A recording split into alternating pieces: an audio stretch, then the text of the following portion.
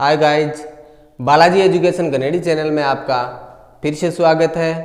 आज हम नीति निर्देशक तत्वों का विस्तृत रूप से अध्ययन करेंगे। अगर ये वीडियो आपको अच्छा लगे तो लाइक व शेयर ज़रूर कीजिए तथा मेरे अन्य वीडियो देखने के लिए बालाजी एजुकेशन कनेडी चैनल को सब्सक्राइब कीजिए। आपको नीति निर्देशक तत्वों के अध्ययन के पश्चात अपने कोई भी सुझाव या विचार मुझे प्रकट करने हैं तो कमेंट बॉक्स में जाकर अपने विचार या सुझाव अवश्य दीजिए। तो चलो गाइज, पढ़ते हैं आज हम नीति निर्देशक तत्वों के बारे में। ठीक है, नीति निर्देशक तत्व। सबसे पहले बात तो ये गाइज कि नीति निर्देशक तत्व को संविधान में किस भाग में जगह दी गई है। तो इसके लिए जो आंसर है वो है कि नीति निर्देशक तत्व को संविधान के भाग 4 में जगह दी गई है। भाग 4 में जगह दी गई है। दूसरी बात कि नीति निर्देशक तत्व संविधान के किस आर्टिकल से शुरू होते हैं, किस अनुच्छेद से शुरू होते हैं और किस अनुच्छेद तक है। तो संविधान के अनुच्छेद 36 से 51 तक नीति निर्देशक तत्वों का वर्णन है। संविधान के अनुच्छेद 36 से 51 तक नीति निर्देशक तत्वों का वर्णन है। अब आपने सिंपल तरीके से पढ़ा होगा और देखा होगा कि नीति निर्देशक तत्व कहाँ से लिए गए, यानी किस देश के संविधान से नीति निर्देशक तत्वों को ग्रहण किया गया है। तो आंसर में आता है कि आयरलैंड। आंसर में क्या आता है? आयरलैंड। अब थोड़ी सी इस बात को आप समझो, इस प्रक्रिया को समझो कि हमारे देश में अंग्रेजों का एक अधिनियम आया था, भारत शासन अधिनियम 1935। भारत शासन अधिनियम 1935। देखो, इस अधिनियम में एक अध्याय था, एक पार्ट था, निर्देशों के उपकरण। निर्देशों के उपकरण यानी 1935 के भारत शासन अधिनियम में एक अध्याय था निर्देशों के उपकरण, और इस निर्देशों के उपकरण में नीति निर्देशक तत्वों का वर्णन था। नीति निर्देशक तत्वों का वर्णन था जो कि हमारे संविधान में है। कहां से लिए गए फिर? 1935 से या आयरलैंड से? क्वेश्चन में आंसर आयरलैंड ही आता है और आयरलैंड ही सही है, लेकिन ये समझने के लिए सोचो कि 1935 में निर्देशों के उपकरण या निर्देशों के उपकरण में जो दिए गए थे वो भी नीति निर्देशक तत्व थे, वही हमने हमारे संविधान में लिए। लेकिन 1935 में निर्देशों के उपकरण जो लिए गए थे वो आयरलैंड से लिए गए थे। वो कहां से लिए गए थे? आयरलैंड से। यानी आयरलैंड से 1935 के अधिनियम में आए। 1935 के अधिनियम के बाद हमने हमारे संविधान में इन्हें शामिल कर लिया। ठीक है, अब आगे देखो,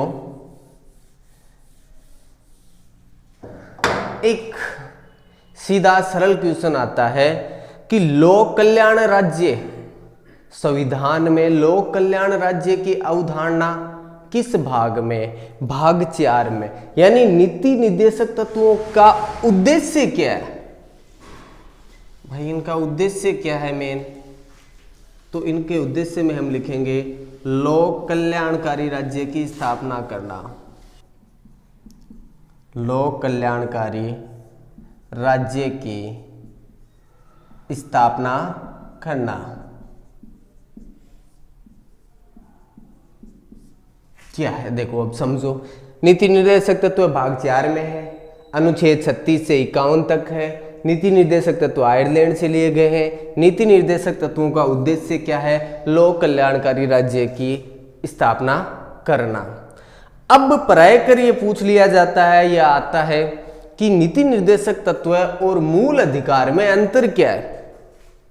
भाई नीति निर्देशक तत्व में एक तरीके के अधिकार ही है और मूल अधिकार में तो अधिकार है ही, तो इनमें अंतर क्या है वो देखो। मैं एक तरफ यहां लिख देता हूं मूल अधिकार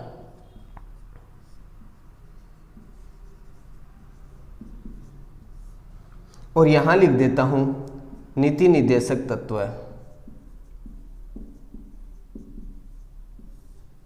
इनमें अंतर क्या है? इनमें दो अंतर मोस्ट है, यानी मुख्यतः इनमें दो अंतर किए जाते हैं, वो देखो। नंबर एक, वाद योग्य, यानी मूल अधिकार वाद योग्य है। अगर किसी नागरिक का या किसी संस्था के अधिकारों का हनन होता है तो वो सर्वोच्च न्यायालय के माध्यम से सरकार पे कार्रवाई कर सकता है। सर्वोच्च न्यायालय या उच्च न्यायालय उन अधिकारों के हनन के बदले में उस सरकार पे रीट जारी कर सकती है, कार्रवाई कर सकती है। यानी मूल अधिकार क्या है? वाद योग्य है, जबकि नीति निर्देशक तत्व है वाद योग्य नहीं है, वाद योग्य नहीं है। सरकार अगर किसी नीति निर्देशक तत्व पर कार्रवाई या कार्य नहीं कर रही है तो उस पर कोई कार्रवाई नहीं हो सकती, सर्वोच्च न्यायालय उस पर रीट जारी नहीं कर सकता, क्योंकि ये वाद योग्य नहीं है। पहला अंतर कि मूल अधिकार वाद योग्य है, जबकि नीति निर्देशक तत्व वाद योग्य नहीं है। दूसरा, ये निषेधात्मक है, यानी नकारात्मक है। ये क्या है? नकारात्मक है। जबकि नीति निर्देशक तत्व है सकारात्मक है। कैसे? अंतर समझो। मूल अधिकार में क्या कहा गया है? मूल अधिकार में पराय कर राज्य को यह कहा गया है कि वो व्यक्ति की स्वतंत्रता व समानता के लिए क्या नहीं करे। ऐसे व्यक्ति की स्वतंत्रता को बनाए रखने के लिए राज्य किन किन मामलों में हस्तक्षेप न करे, और यानी ये मना कर रहा है एक तरीके से राज्य को कि क्या क्या नहीं करना है। जबकि नीति निर्देशक तत्व में क्या कहा गया है?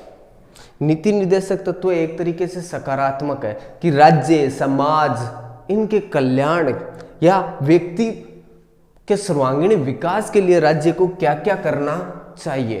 तो नीति निर्देशक तत्व है वो तो क्या है? सकारात्मक है, जबकि मूल अधिकार है वो क्या है? नकारात्मक है। प्राय कर ऐसा पूछा जाता है कई बार कि जब ये भाई नीति निर्देशक तत्व वाद योग्य है ही नहीं, जिन पर कोई कार्रवाई हो ही नहीं सकती, तो फिर ये संविधान में क्यों रखे गए? रखे गए जरूरी है, ठीक है, ये वाद योग्य तो नहीं है, इन पर कार्रवाई तो नहीं हो सकती, लेकिन जो सरकार जितना ज्यादा नीति निर्देशक तत्वों पर ध्यान देगी, यानी जो सरकार जितनी ज्यादा नीति निर्देशक तत्वों के हिसाब से शासन करेगी, उसका स्थायित्व उतना ही ज्यादा है। यानी इसे लोकमत का सहारा मिला हुआ है, जनता की शक्ति मिली हुई है। तो ठीक है, अब हम एक एक अनुच्छेदों को पढ़ते हैं नीति निर्देशक तत्वों में कि कौन कौन से अनुच्छेद में क्या क्या बातें कही गई है। एक बार इसका आप स्क्रीनशॉट ले लो।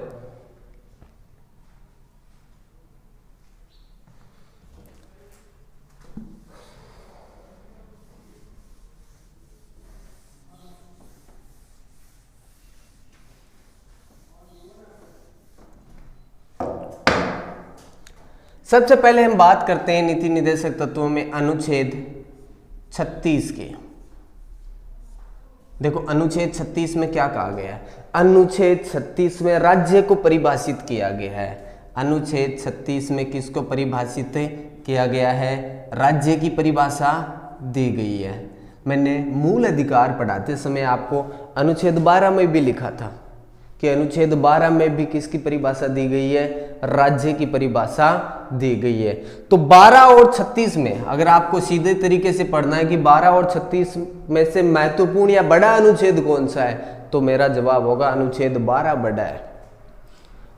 इससे 36 से ज्यादा महत्वपूर्ण अनुच्छेद 12 है।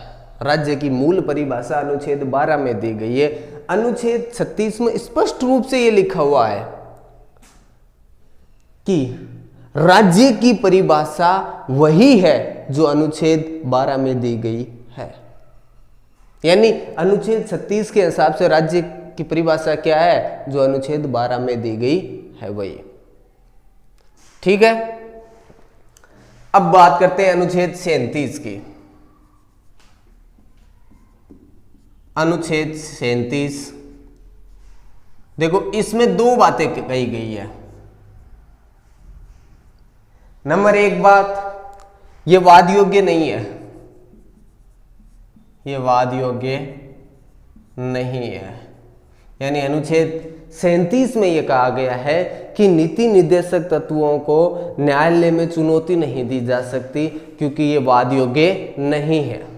दूसरी बात क्या कही गई है कि सरकार योजना बनाते समय, कार्य करते समय नीति निर्देशक तत्वों का ध्यान रखेगी। यानी सरकार इन तत्वों का ध्यान रखेगी या इन तत्वों को विशेष महत्व देगी।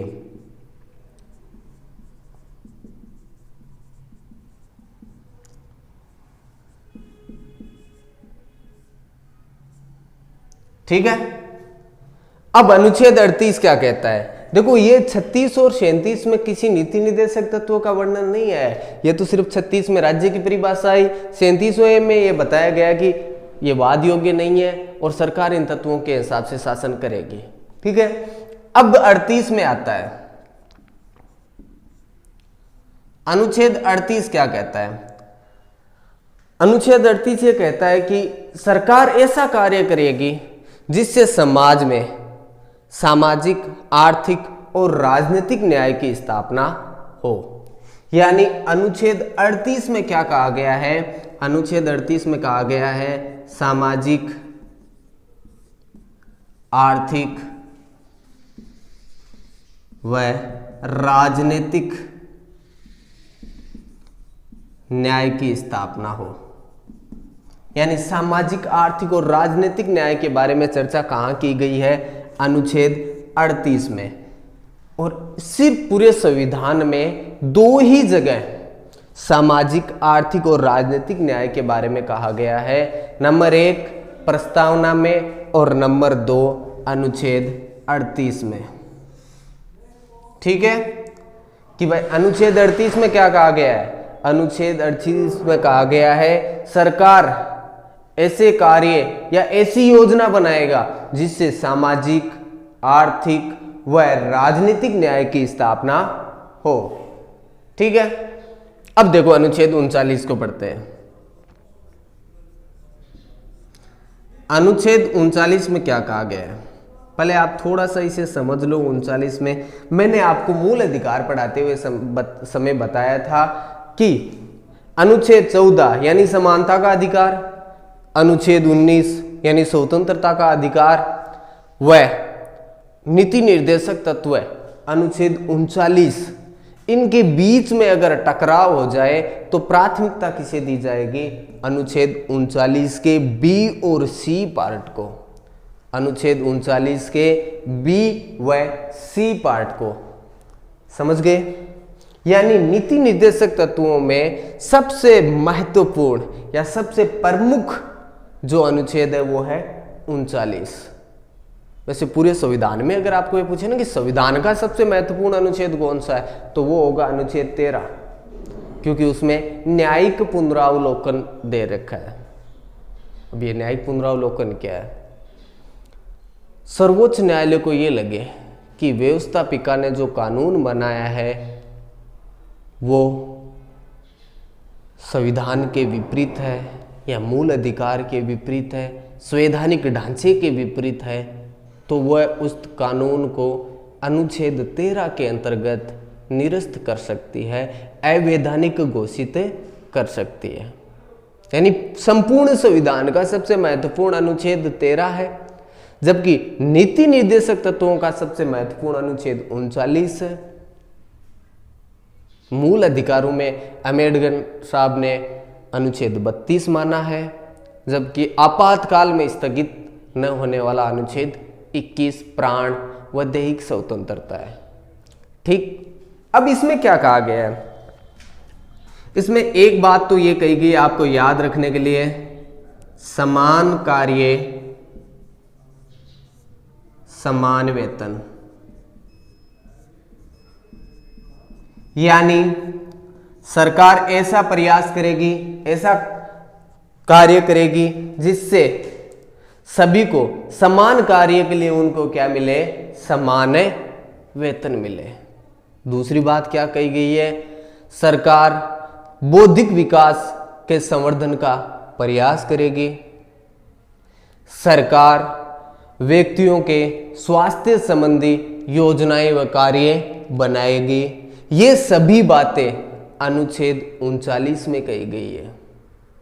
यानी अनुच्छेद 39 में क्या कहा गया है, समान कार्य समान वेतन, बौद्धिक विकास संवर्धन और स्वास्थ्य संबंधी कार्य। अब हम देखो अनुच्छेद 39 क, 43 क और 48 क, इन तीनों को बाद में पढ़ेंगे, पहले क्रम से इनको ही पढ़ते हैं। आप इन तीन का स्क्रीनशॉट ले लीजिए, आगे के तीन एक साथ पढ़ेंगे।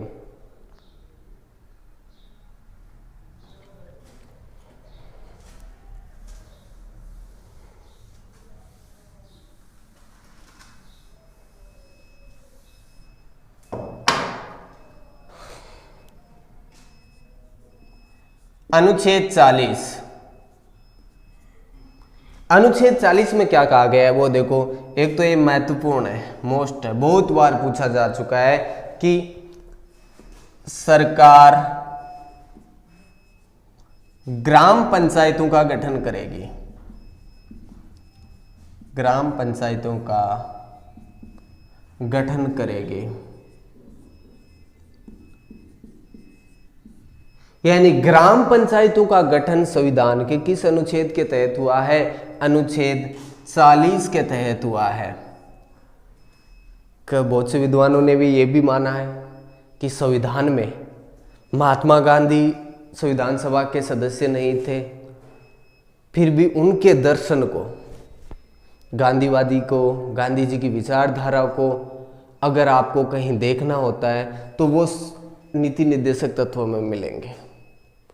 गांधी जी की एक अवधारणा थी ग्राम स्वराज, और उसमें क्या है, ग्राम पंचायतों के बारे में लिखा हुआ है। गांधी जी ये चाहते थे कि ग्राम, प्रत्येक ग्राम आत्मनिर्भर हो और अपने विवाद या अपने कार्य वो स्वयं कर सके। इनके अलावा जैसे गाय, पशुवन, इन सब के बारे में अनुच्छेद 48 में है। यानी गांधीवादी दर्शन है वो हमें नीति निर्देशक तत्वों में देखने को मिलते हैं। अब अनुच्छेद 41, 42 और अनुच्छेद 43, इन तीनों को हम एक साथ पढ़ेंगे ताकि आराम से याद हो जाए। देखो 41 में क्या कहता है वो देखो, काम, शिक्षा तथा लोक सहायता की व्यवस्था करना। यानी सरकार राज्य में काम की, शिक्षा की तथा लोक सहायता की व्यवस्था करेगा। यानी सरकार अपने राज्य में कार्य, शिक्षा और लोक सहायता की व्यवस्था करेगा। अब लोक सहायता में देखो कि लोक सहायता किसको मिलते, तो नीति निर्देशक तत्वों में कहा गया है कि लोक सहायता के लिए वृद्ध, बीमार, दिव्यांग, ऐसे व्यक्तियों को सरकार लोक सहायता के तहत कुछ सहायता देगा। इसमें सरकार शिक्षा की उचित व्यवस्था करेगा और इसमें काम की व्यवस्था करेगा। अब इसमें देखो कि काम की व्यवस्था ही नहीं करेगा, भाई काम ही नहीं देगा, काम के मानवोचित दशा भी बनाएगा।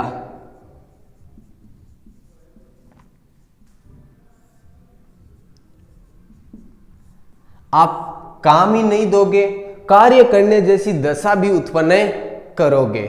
दूसरा इसमें क्या कहा गया है, प्रसूति सहायता। महिलाओं के लिए आज जो भी अधिकार या जो भी सुविधाएं दी गई है, गर्भवती महिलाओं को जो भी सुविधाएं दी गई है, वो अनुच्छेद 42 में वर्णन है। ठीक है, ये क्या कह रहा है अनुच्छेद 41 की काम, 42 क्या कह रहा है कि काम के लिए मानवोचित दशा, और 43 में क्या कह रहा है कि जो काम किया है उसके लिए कम से कम जीवन निर्वाह वेतन तो मिलना चाहिए कि जिससे जीवन का निर्वाह हो सके, गुजारा हो सके। ये अनुच्छेद 43 में वर्णन है। ठीक है, अब पढ़ते हैं हम अनुच्छेद 44 को, दूसरा महत्वपूर्ण अनुच्छेद जिसे कई बार पूछा भी जाता है। इसमें क्या कहा गया? समान नागरिक संहिता, यानी क्या कहा गया इसमें? सरकार विधि या कानून की ऐसी व्यवस्था करेगी जो संपूर्ण राज्य में एक समान हो। अब भारत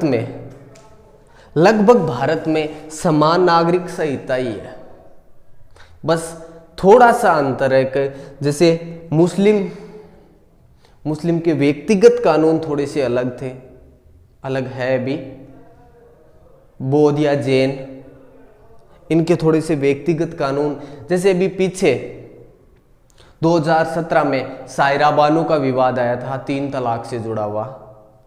तो 3 तलाक में जो 3 तलाक के पक्ष में थे उन्होंने आधार लिया, ये कहा अनुच्छेद 25 धार्मिक स्वतंत्रता के आधार पे कि ये जो 3 तलाक है वो हमारे इस्लाम में है। जबकि सर्वोच्च न्यायालय ने जो निर्णय दिया उसने कहा कि 3 तलाक न कि असंवैधानिक है बल्कि वे इस्लाम के विरुद्ध भी है। तो समान नागरिक संहिता में क्या कहा गया है कि सरकार ऐसी व्यवस्था करेगा, ऐसे कानून बनाएगा जो संपूर्ण राज्य में समान रूप से लागू हो। अब देखो इन सबको एक बार रिवीजन में ले लो। अनुच्छेद 40 क्या कहता है कि राज्य ग्राम पंचायतों का गठन करेगा तथा उसे स्वावलंबन बनाने का प्रयास करेगा। अनुच्छेद 41 क्या कहता है कि राज्य काम, शिक्षा तथा लोक सहायता की व्यवस्था करेगा। 42 काम की जो व्यवस्था कर रहा है उसके लिए मानवोचित दशा भी उत्पन्न करेगा तथा गर्भवती महिलाओं को आज जो भी सुविधाएं दी जा रही है वो 42 में ही है। अनुच्छेद 43 क्या कहता है कि आपने काम दे दिया, काम के लिए आपने जो दशा उत्पन्न कर दी, जो हालात पैदा कर दिए, उसके साथ कम से कम जीवन निर्वाह जितना वेतन तो देना चाहिए। अनुच्छेद 44 समान नागरिक संहिता को लागू करता है। तो दोस्तों आज हम नीति निर्देशक के पार्ट 1 का अध्ययन किया है। ये वीडियो आपको अच्छा लगे तो लाइक व शेयर जरूर कीजिए। जय हिंद।